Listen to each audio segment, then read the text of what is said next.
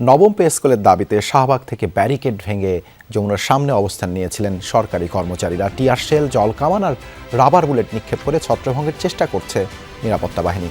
রাব্বি, আপনার কাছে জানতে চাই, এই মুহূর্তে সেখানকার কি অবস্থা, সার্বিক চিত্র জানাবেন।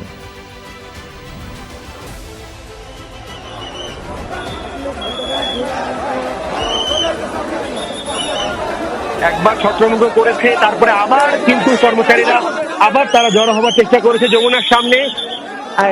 এবার আসলে পুলিশকে লক্ষ্য করেও আমরা দেখেছি আন্দোলনকারীরা প্রতিরোধ গড়ে তুলেছে। কোনোভাবেই আসলে নিয়ন্ত্রণ করা যাচ্ছে না।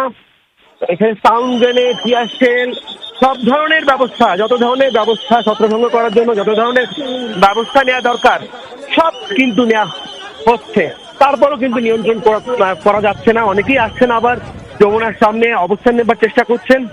আমরা দেখছি যে পুলিশ খুব ধৈর্যের সাথেই আন্দোলনকারীদেরকে বোঝাচ্ছেন, যেহেতু নির্বাচন সামনে। এখন এই মুহূর্তে এই সড়ক অবরোধ, তারপর একটা এইরকম জায়গায়, যে জায়গায় আপনি জানেন যে 144 ধারা জারি করা আছে এবং এখানে কোন ধরনের সভা সমাবেশ, কোন ধরনের অবস্থান নিষিদ্ধ, সেই জায়গাতে সেই আবার সাউন্ড গ্রেনেড, আবার টিয়ার শেল কিন্তু একের পর এক চলছে। এভাবেই চলছে ঘন্টা দুয়েকের ধরে।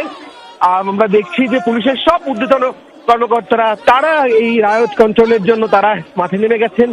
আমরা দেখেছি অতিরিক্ত কমিশনার, পুলিশ কমিশনার, সেই সাথে এই রমনা যে যিনি ডিসি আছেন মাসুদ আলম, তার নেতৃত্বে কিন্তু এই যে বিক্ষোভ, সরকারি কর্মচারী যারা পে স্কেলের গেজেট চাইছেন তাদের বিক্ষোভ কিন্তু নিয়ন্ত্রণ করা হচ্ছে এবং সেই সাথে tear shell, rubber bullet, sound grenade দিয়ে তাদেরকে ছত্রভঙ্গ করার চেষ্টা করা হচ্ছে।